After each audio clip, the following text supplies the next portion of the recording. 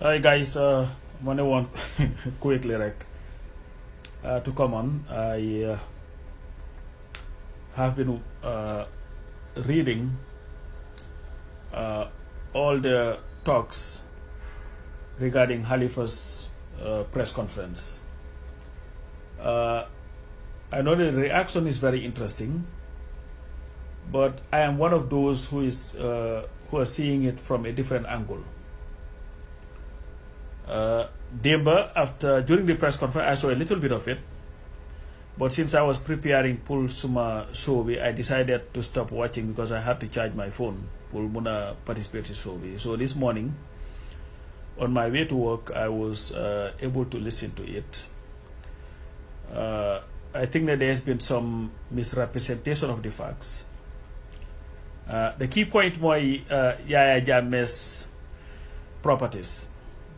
Man left to me alone, Yaya Jammeh would have been stripped of everything, including his underwears, and paraded around the country, because everything that Yaya Jammeh earned today or owns is the property of the Gambian people.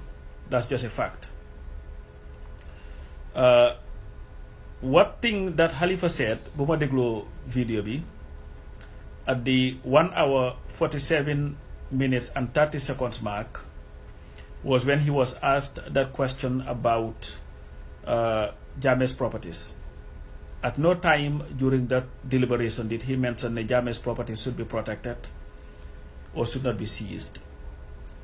What he said, in fact, there are people who are saying that Halifa ne Jammeh dafa an agreement with Barrow. That's lo Halifa wax moy ne there was no agreement between Barrow and Jammeh.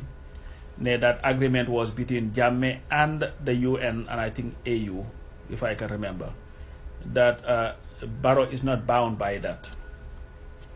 To me, what I love about this whole thing, Moine, it has given Gambians the opportunity to challenge their leaders.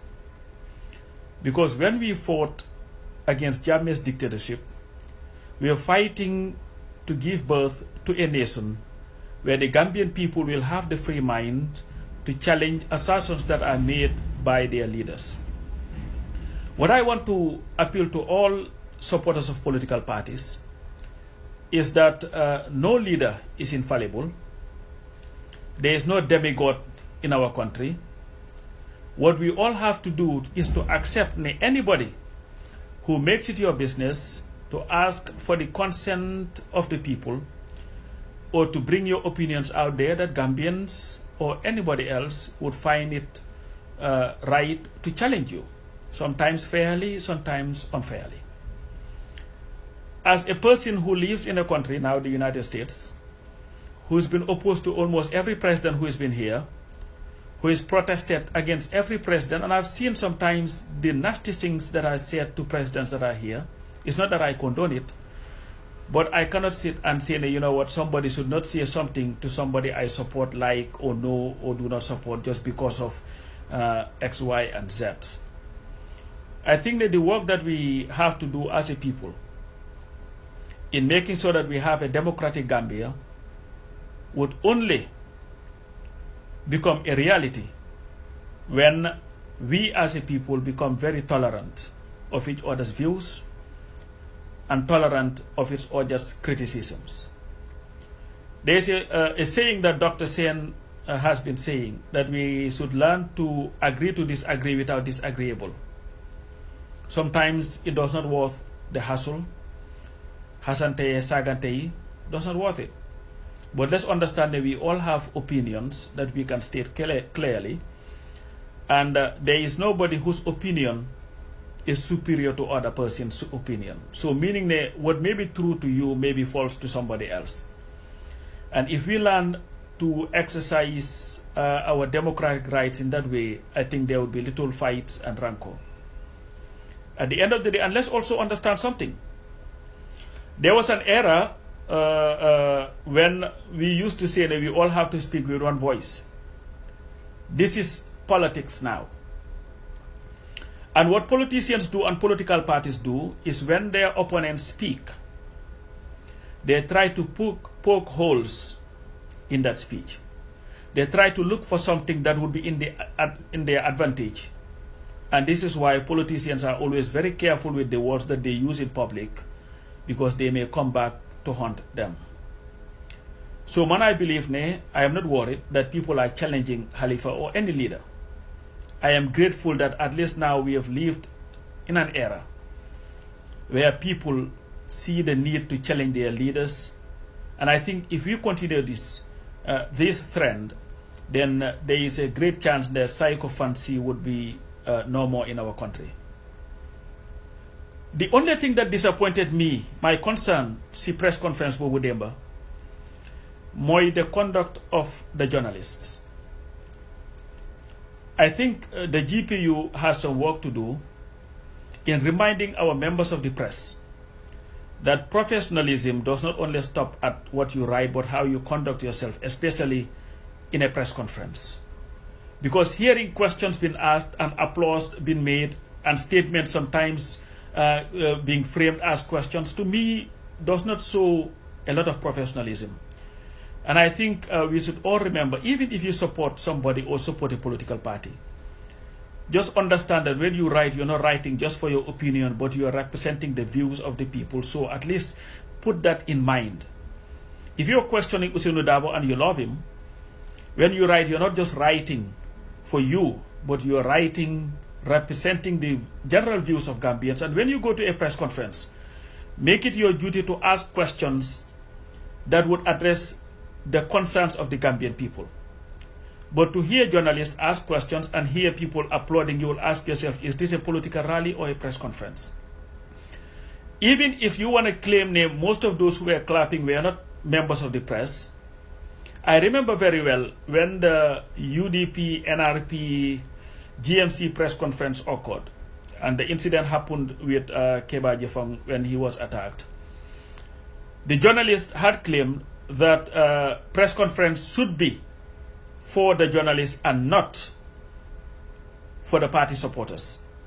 So I want to appeal to the GPU and members of the press in the Gambia that if you have a press conference, if you are called to a press conference, make it known to whoever calls you that you want to be given the opportunity to ask your questions without all this applauding and all that, because at the end of the day, it takes away from the press conference. But at the end of the day, all I want to say is to the Gambians, hey, democracy is never a pretty thing. All we have to do is continue to challenge each other. It may not be nice sometimes what we say. If we can be nice, that would be the greatest thing. But let's also remember again, what we fought for was not for our leaders to be seen as demigods, but for questions to be asked, answered, and challenges made against anybody. It doesn't matter who you are and what you call yourself. The President of the United States gets challenged by journalists every day. He gets called a liar. It may not be a pretty thing to do, but that is democracy, and that's what we fought for. I'm not encouraging disrespecting people, but we must all be very, very tolerant of each other's views and understand that anybody who makes it your business to bring your opinions in public space will definitely find somebody who is going to challenge you on those views. So with that, I am glad that the Gambians are developing this culture of not just taking everything that comes to them, but challenging everything that comes their way. I've seen Baghdad Bob there. It's great. And listen, politics should not be one thing that should bring division between people. We must learn that. I have so many people I do not agree with. But we can agree to disagree. And when the politics is done, we can go back to being who we are. Let's not allow what entailed in our country for 22 years to rear its ugly head again, where families are divided, friends are divided because of their disagreements in politics. Some of us live in the West. We've seen Republicans marrying Democrats. When it comes to policies, they disagree, but they go about their lives and continue to stay married. So that should be the culture. We cannot have this herd mentality where if Pata is a UDP, everybody who knows Pata must follow him. Or if Musa Jeng is a PPP, everybody who knows Musa Jeng must follow him, then what is the essence of politics? Politics should be based on issues and ideas. And we should agree to disagree without having to be disagreeable. I'm borrowing that from Dr. Sen. When we do that, we'll be able to challenge our leaders. And pretty soon, that challenge will come in the form of what? Issues and ideas. It will get there. Let's not expect that it's going to happen overnight. We've just come from brutal dictatorship where people have been afraid to speak their minds. Now people have been let free to speak their minds. Sometimes it will go far. But guess what? That's democracy. I'm not going to police anybody's rights. Let's agree to disagree without being disagreeable. And again, at the end of the day, all we have to do is to work real hard. Listen to the facts, state them as they are, and if somebody said something that is not right, correct the person with the facts. You don't have to call the person mom. Why insult my mom if I made the statement?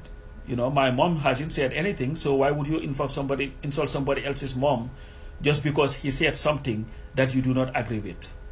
But again, I thank you also very much. I just said I was going to say that. Halifa had said what he had to say. There's definitely been a lot of misrepresentation of what he had to say, but the tapes are there for people who are interested to listen to listen. But again, he had never claimed anywhere that Jammeh's properties should be protected. That is not there, and if you do not believe it, go to the tape at the 1 hour 47 minutes 30 seconds mark. This is where he is addressing that issue, and he also never stated in any way that Jammeh had an agreement with Barrow. He said the agreement that Jammeh had was with the United Nations, not with the Gambia or Barrow, because Barrow never signed up to any agreement. But again, it's democracy. Let's stay Democrats and stay working on building a genuine democratic Gambia where we'll all be able to exercise our rights without hindrance. And I call on the Barrow government, Comrade Maifati and everybody, to free Mr. Baji, Alaji Baji, and to also drop all charges against Mr. Babukar C, because definitely it is an insult to charge that guy with unlawful display of banners. I've never had that in my life. This is the new Gambia. Thank you guys so very much. Let's keep hope alive. Gambia, suñ Gambia la ñun rek ñoko mëna yobu fu wara dem. Let's get to work and build our nation. Thank you all.